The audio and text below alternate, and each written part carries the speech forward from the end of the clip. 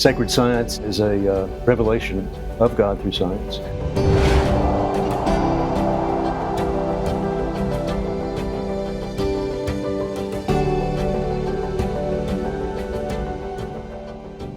So we were talking earlier about my childhood, and I was 16 out of high school and going to college, became a Christian. And I remember walking into a classroom, and I didn't know anything about the Bible, didn't know there's a New Testament, nothing. All I knew is I became a Christian because of the story of Jesus, and depending on your theology, the Holy Spirit working in my life. In the first lecture, there was this professor. Changed my life. He had a comb over, a great big knot in his tie, and little professor. And he pushed the lectern around, and he starts off by saying the great philosophical questions of life are ones of ontology, axiology, epistemology, and teleology. But never forget this, my friends. Hear this and never forget this. The ultimate question in life is one of theology. Am I who I am because of who God is, or is God who he is because of who I am? And so for the first time, I'm sitting there thinking, I've never been asked that. But here's where it leads directly to your book. Well, that actually ties to the last part. But Dr. Glenn Martin, I've written about him on Religion News Service. You can, around the January 6th event. He said, the Bible says, now we see through the glass darkly, but then we shall see face to face. And here's where you're really drilling this home. He says, remember this, my friends. We do see through the glass. We see enough to know the truth. The first 2/3 of your book, I think it's so easy for people to read your book and say, wow, I can see enough to know that there's this supernatural force, you call it the code maker, that has embedded this ever-expanding world and cosmos with all this code that builds upon itself, and we keep discovering these new miracles in it. And in the third section, we're not quite there with that part of your book. We're not quite there to understand what's happening, like a near-death experience, or a death and come back to life, like in John 11. What really happened? You want to talk a little bit about why you put the third section in this book? Well, I hope the materialists will forgive me, but I think they're wrong about every concept. And they would say consciousness is just the heat off the wires. It's just the interaction between neurons and neurotransmitters. I'm a dualist. I think we do have a material brain. In life, we use it.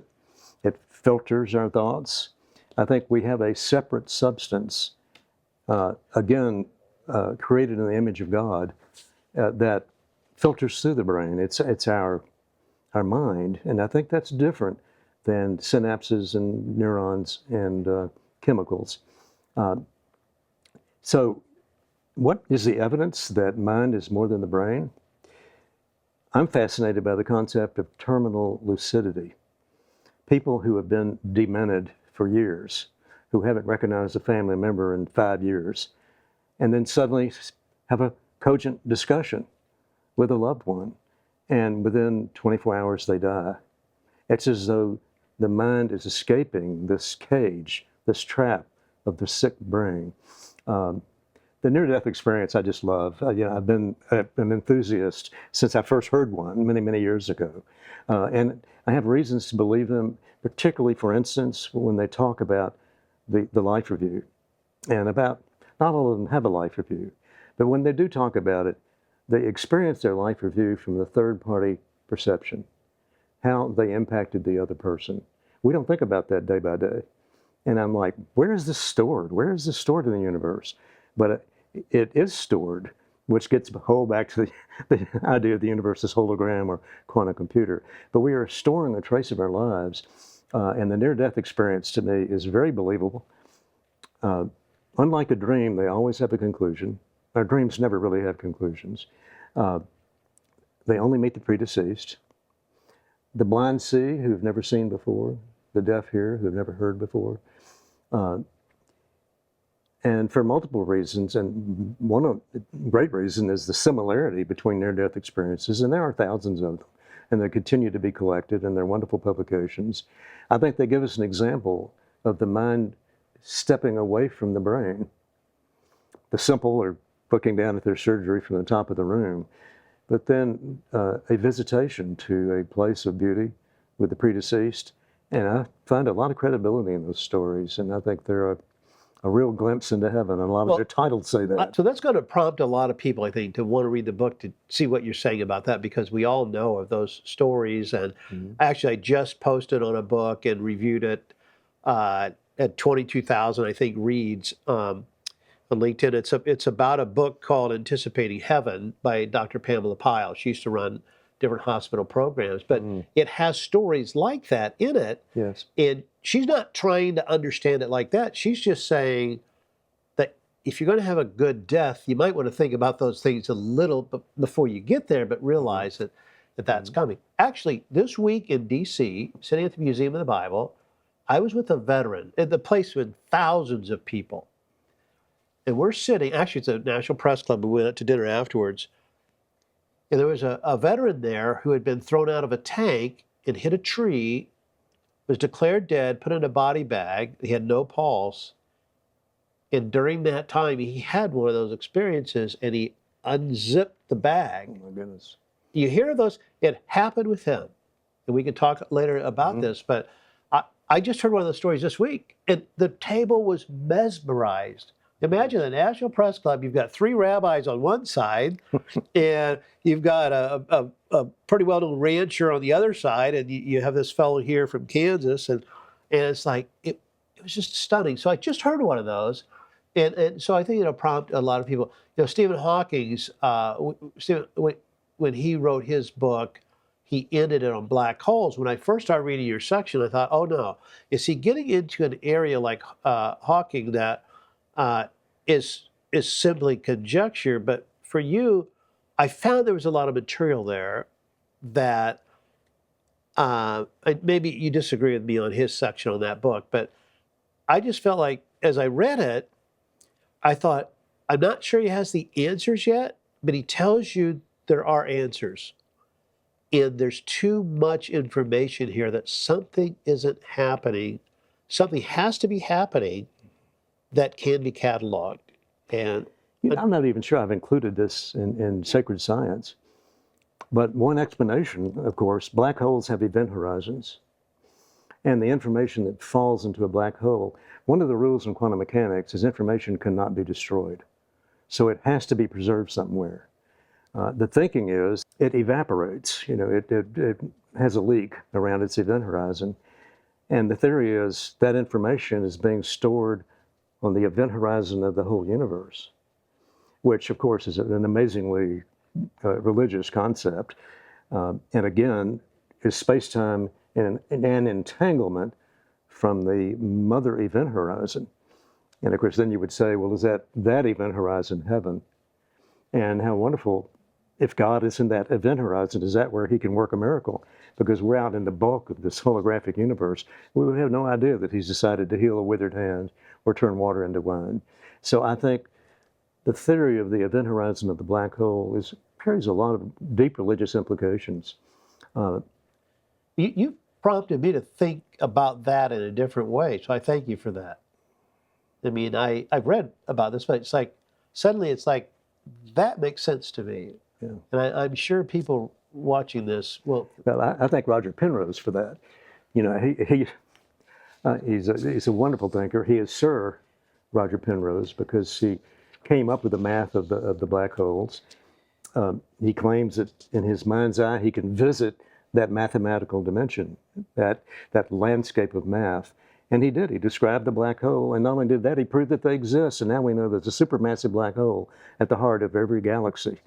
But I think that model of the information leaving the event horizon of a local black hole and being stored on a event horizon of the entire universe would explain a lot about near-death experiences and other phenomena that are hard to understand. Well, this is fascinating. So for the person watching this, they're going to be all over the spectrum on a key topic in your book is, what do you do with evolutionism taught? And there's a couple main kinds there. So you have the Darwinian school here, you have the Ken Ham school here. So you have the Creation Institute here, and then you would have other programs, the majority of public schools and state universities here.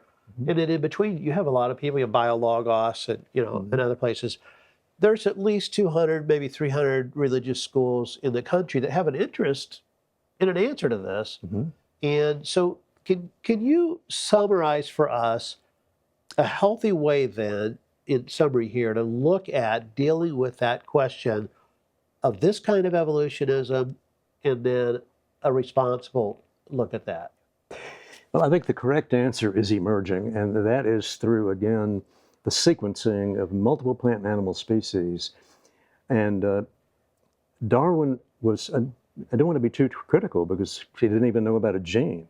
I think he gave a very accurate explanation of microevolution. Again, the change in fur, the change in body fat, et cetera. We know now that the beak of the finch changes because of regulatory genes.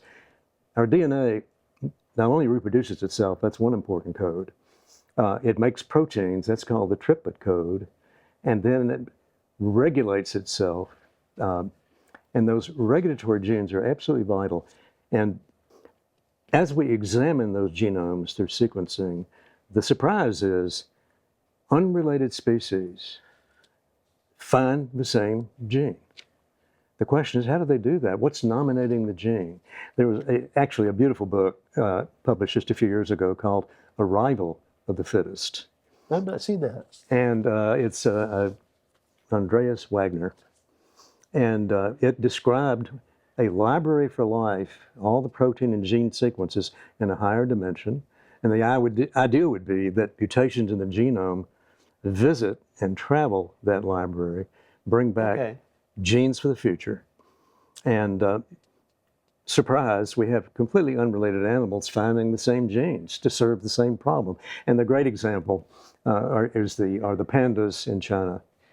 We have one panda is a black and white panda, and he's a bear. And then we have the little red panda that I love dearly. He's a little ferret. You know, the ferret is precious to me because the ferret in the Birmingham Zoo died. I'm sorry, the red panda. And it was the first time one of my granddaughters realized there was such a thing as death. And so it occasioned a great discussion. But these are unrelated species, but they both live on bamboo, and they have the same 50 to 60 genes to digest and survive on a bamboo diet. So they have visited this gene library and found the solutions to live on bamboo, and they're not related species. So I think we're learning a lot about the succession of species, and it's not Darwinian. I mean, it just simply, he didn't get it. You don't build echolocation through stutter step mechanisms. Echolocation just appeared. 100 different mutations, 100 different new genes, I should say. Also happened in the whale, to see with sound in the dark. And they weren't just partially seeing a little bit more, they just appeared. And so I think we're gaining an understanding of a library for life, mutations visiting that library. And my favorite term actually comes from a professor at Emory University, and it is pre-assembly. Yep. The gathering of these genes in the genome and the big mystery is what signals their expression. When do they get sent to the factory floor? What makes that happen? But they gather and they wait their time, and then all of a sudden we have an echolocating bat. That was Darwin's big mistake. He thought all mutations would happen in related species. Not true. There's no need for confining mutations to the same species. Because you have the bat and the whale in this case. The bat and the whale are different in many ways. You can kind of see the humor in your book, that you bring it up in a way. It's like, they don't look a lot alike. They don't have a lot in common. Yeah. So, but they found the same 100 genes. And seeing you in person, by the way, your personality comes out a little bit, I think, in your book. You make a comment about the alligator, and what was your comment about? Natural selection is not a creative force. It's actually a force for stasis, and it's the reason that alligators have looked like alligators for 80-something million years. Yeah, yeah. So natural selection can have an effect. And I'm sure there are evolutionists right now listening to me going crazy because, yes, you can have a minor change in an important part of the Like the claws. animal. The claws. You talk about the claws in the lizard. Or you could have a change in a brain function that makes a big difference, and selection happens.